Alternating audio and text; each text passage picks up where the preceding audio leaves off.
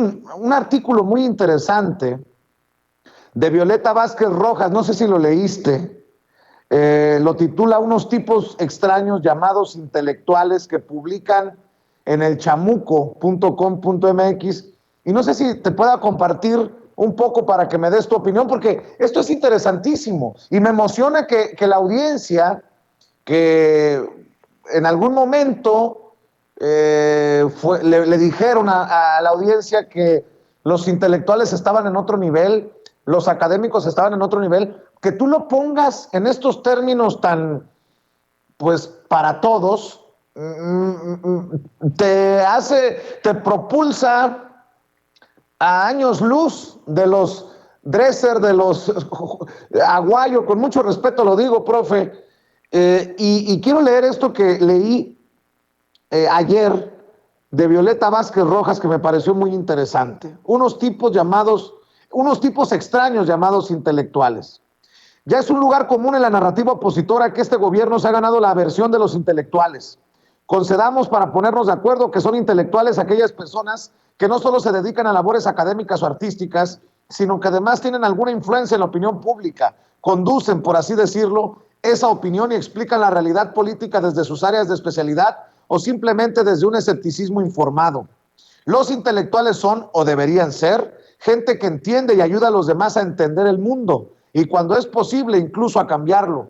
Desde hace 3 años, sin embargo, algunos de los más encumbrados representantes de esa idea de intelectualidad han caído en una debacle estrepitosa. Adversos como son al nuevo régimen, no han escatimado en prodigar adjetivaciones y supuestos análisis acerca del momento histórico actual que no se apegan, ya no digamos a los hechos, sino a los principios más básicos del pensamiento racional.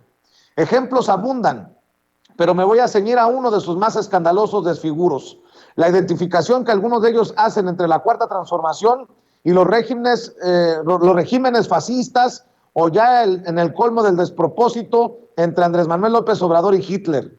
En abril de este año, en un texto titulado ¿Será fascismo?, Jacobo Dayan, docente, investigador y experto en derechos humanos, enlista 9 de las 13 propiedades que Humberto Eco distingue como características del urfascismo, es decir, no del fascismo propiamente, pues reconoce que es un fenómeno difícil de acotar, sino de una especie de fascismo primigenio o de nebulosa fascista.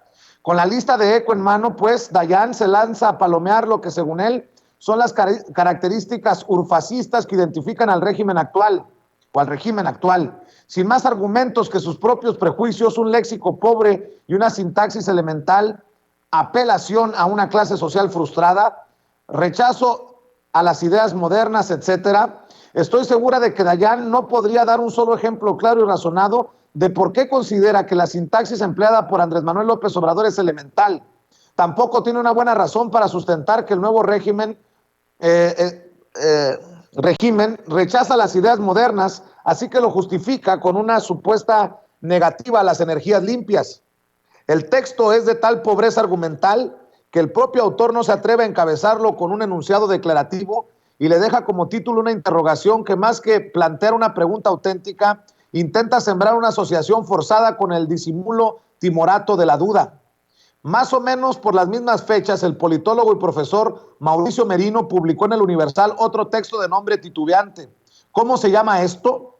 Después de descartar que el de López Obrador sea un régimen que emule los gobiernos priistas de los 70s, lanza su diagnóstico tajante: la combinación del desdén por la Constitución y sus instituciones, el creciente aprecio por el militarismo, la escalada de violencia verbal y política contra cualquier tipo de disidencia, el manejo discrecional del dinero público, el uso de las creencias religiosas y de la fe, además de la invocación al pasado glorioso de México, lo distancian del tipo ideal de los populismos tradicionales y lo hacen más proclive al fascismo. Al igual que en el texto de Dayan, la identificación que intenta establecer Merino entre el actual gobierno y el fascismo depende enteramente de que aceptemos sus impresiones.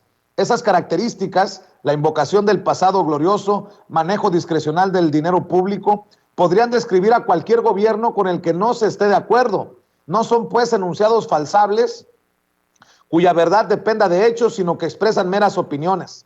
En ese tiempo parecía ocioso tratar de desmontar las falacias en las que se basaban estos textos, pues no eran más que anécdotas pasajeras propias del enojo de una élite intelectual que se sintió desplazada por el nuevo gobierno. Sin embargo, meses después, la animosidad continúa su escalada y este lunes Javier Sicilia publicó en Proceso un texto donde, sin razón alguna reconocible, identifica a Andrés Manuel López Obrador ni más ni menos que con Hitler. Los motivos de la analogía son pueriles. Según Sicilia, a semejanza del Führer, AMLO ha construido y sostenido su poder con la masa. Conoce sus mecanismos, sus deseos, los símbolos que la concitan y la reproducen. La muestra más reciente es, según él, el informe que el presidente rindió ante un Zócalo lleno el 1 de diciembre. En su profundo desprecio por esas masas, a Sicilia se le olvida que entre esa gente están los mismos que acudieron a su llamado en 2011, que lo acompañaron en caravanas, en plazas por el país y fuera de él, congregados por el reclamo de paz, dignidad y justicia para las víctimas de la guerra contra las drogas. Se le olvida también a Sicilia que esas masas llenaron varias veces el Paseo de la Reforma en 2014 exigiendo justicia ante los hechos ignominiosos de Ayotzinapa. Parafraseando al autor, ciertamente Sicilia no es AMLO, carece de su genio y de la experiencia de un político formado en el terreno.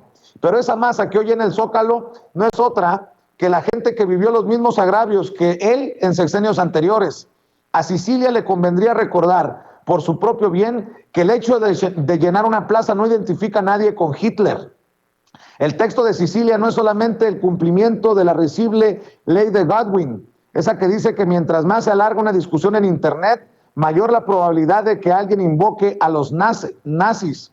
Coincido con Kurt Hackbarth en que el propósito es socavar la legitimidad del gobierno de López Obrador, un gobierno que cuenta en su tercer año con más del 70% de aprobación, con el libelo de que se trata de un gobierno autoritario, violento y manipulador de las multitudes, de tal modo que se justifique al menos la fantasía de derrocarlo por vías distintas a la electoral. La insidia sembrada por los textos de Dayani Merino no se quedó en un mero incidente de abril, sino que siguió escalando hasta el texto vergonzante publicado ahora por Sicilia. Por absurdos, desproporcionados y falaces que sean estos escritos, creo que lo propio no es ignorarlos, sino señalar abiertamente su falta de temor al ridículo. Una cosa queda clara: si la labor de los intelectuales es entender y ayudar a entender la realidad política, las distorsiones y exageraciones que estos tres autores tratan de presentar como análisis hacen pensar que claudicaron de su labor y que el nombre de intelectuales les empieza a quedar grande. Dice Violeta Vázquez Rojas Maldonado, doctora en lingüística por la Universidad de Nueva York, profesora investigadora en el Colegio de México y a quien hemos entrevistado en algunas ocasiones aquí en Sin Censura. Profe, es extenso el texto, te agradezco tu paciencia, pero creo que también nos ayuda a encajar mucho de lo que estás desmenuzando para la audiencia hoy. Definitivamente, querido Vicente, y fíjate que mientras te escuchaba, recordé que no hace mucho hay un chico tuitero, Héctor Alejandro Quintanar, que creo que tiene un posgrado en ciencia política, que se aventó un muy buen análisis de lo que él denomina la chumelización del debate público. En esa chumelización del debate público, la crítica de Quintanar es justamente cómo de pronto navegan con bandera de buena ondita, cómo navegan con bandera de... Es más, si me lo permites, me puedo tomar 2 minutos y te leo los 10 puntos de la chumelización del debate público, que ahora estamos viendo la chumelización del debate en la academia. Quienes creíamos que eran serios, a quienes Televisa, el Reforma, el Universal, TV Azteca, nos vendían como los grandes analistas, Vicente, se están desenmascarando y cada vez se parecen más a Chumel Torres que a lo que describía Edward Said en Las representaciones del intelectual, este libro de 1994 que surge como parte de las conferencias magistrales que dio en las conferencias del ciclo de Reed en el Reino Unido. Edward Said hablaba del intelectual como aquella persona cuya misión consistía en pensar, ¿no? Comprometido sí con su tiempo, pero desafiando al poder, defendiendo su independencia de criterio, y se refería no solamente al poder, el poder político, sino también al poder económico. Entonces, lejos de ese concepto de cómo Edward Said, este palestino estadounidense, que fue profesor, por ejemplo, de la universidad, ellos a los fifís de acá que tanto respetan a la NYU, a la Universidad de Nueva York, pues decirles que Edward Said, que fue profesor de literatura, consideraba que los intelectuales no tendrían que tener compromisos con el poder, ni poder empresarial, ni poder económico, ni con el poder religioso, y tampoco con el poder político. Y lo que acá vemos es que nuestros intelectuales son lo que decía Edward Said en esta obra, de los dioses que siempre defraudan. Los dioses que defraudan son justamente estos que son más chumeles en la academia que intelectuales en la academia. Y entonces decía Héctor Alejandro Quintanar, le doy todo el crédito porque la verdad morí de risa, dice, punto número 1, ponderarás siempre lo que crees por encima de lo que sabes. Primero va tu ideología que la ciencia. Demuéstrale al mundo que es un gran mérito que lleves tantos años de tu vida acumulando ignorancia. Punto número 2, todas las opiniones tienen el mismo valor. En el debate público, tu bravata malinformada puede tener el mismo peso que la opinión mesurada de un especialista. Y aquí me remito a pensar en Lili Telles desafiando al doctor Hugo López-Gatell y creyendo que sabe más que él, por ejemplo. El punto número 3 para convertirte en un chumel en el debate público es, recuerda, si tú espetas distorsiones y falacias, espectoras prejuicios discriminadores y lanzas invectivas majaderas, ahí es libertad de expresión. Ojo, si alguien te desmiente, replica y defiéndete. Procura rodar como lombriz alada, revolcarte cual poseso endemoniado en el suelo y proferir aladiros llorones de Neymar cuando invoques la segunda parte de este postulado. Punto número 4. Siempre concentra tu sevicia disfrazada de críticas y mofas en contra de las víctimas, nunca de los victimarios. Punto número 5. Para convertirte en un buen chumel de la política, ten presente que en la actualidad la razón no está en los argumentos ni en la deducción lógica, ni en la documentación rigurosa, ni en la memoria sustentada. Hoy la razón está en la repetición, la repetición, la repetición, la repetición. Aeropuerto, Cacas, Castro, Chávez, Maduro. Aeropuerto, Cacas, Chávez, Maduro. Lee este postulado 200 veces o haz que alguien te lo recite en voz alta hasta que te lo grabes, lo que ocurra primero. Punto número 6. Cuando alguien te desmienta o te corrija, apela al postulado 3 y simultáneamente enfatiza con firmeza que tú solo eres humorista, que tú no eres experto, pero que das tu opinión porque es la democracia. Punto número 7. Disfraza tu estancamiento mental y deshonestidad intelectual de una prolongada juventud. Punto número 8.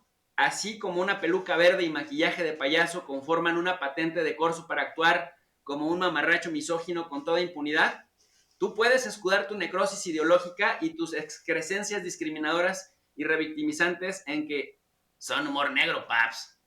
9. Ostenta con altivez el hecho de estar en boca de todos, así sea por malas razones. Eso de ser persona ejemplar está sobrevalorado. ¿Por qué no explotar tu ignorancia en vez de que ella te explote a ti?